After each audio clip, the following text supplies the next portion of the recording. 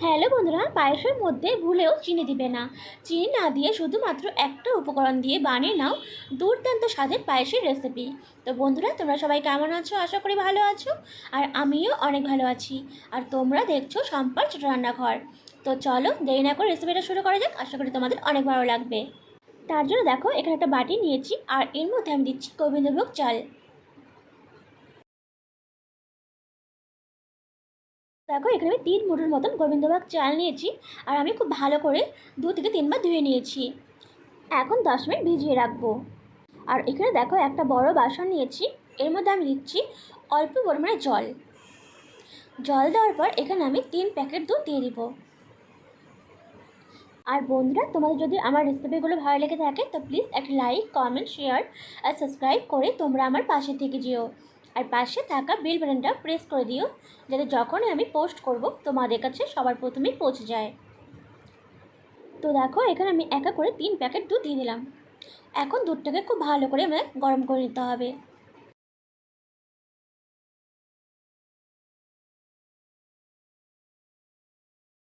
তো দেখো, দুধটাকে একটু হালকা গরম করে নিয়েছি। এখন এখানে আমি দেবো 1 প্যাকেট পাউডার দুধ।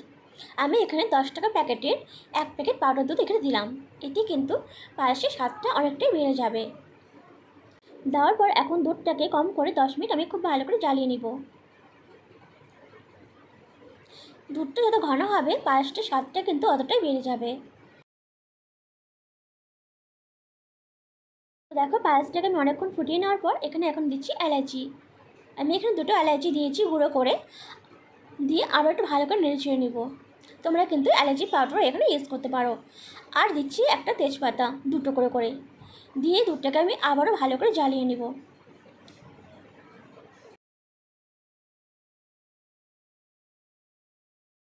দুধটাকে কিন্তু 8 থেকে 10 মিনিট খুব ভালো করে জ্বালিয়ে নিতে হবে, যাতে দুধটা অনেকটাই ঘন হয়ে যায়।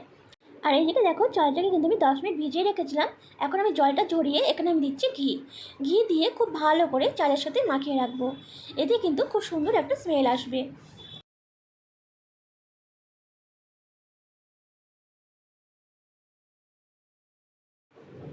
তো দেখো, দুধটা কিন্তু এখন অনেকটাই ফুটে গেছে, দেখতেই পারছো অনেকটাই কমে আসছে।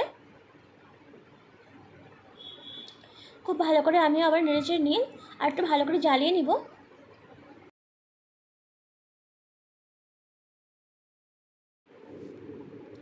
তো দেখো, আর অনেকক্ষণ জ্বালিয়ে নিয়েছি। এখন এখানে আমি চালটা দিয়ে দিচ্ছি। দুধটা খুব ভালো করে জাল হওয়ার পরেই কিন্তু তোমরা এখানে চালটা দিবে। চালটা দেওয়ার পরে কিন্তু আমি 10-15 মিনিট আবার ভালো করে জ্বালিয়ে নিব, যাতে চালটা খুব ভালো করে সেদ্ধ হয়ে যায়।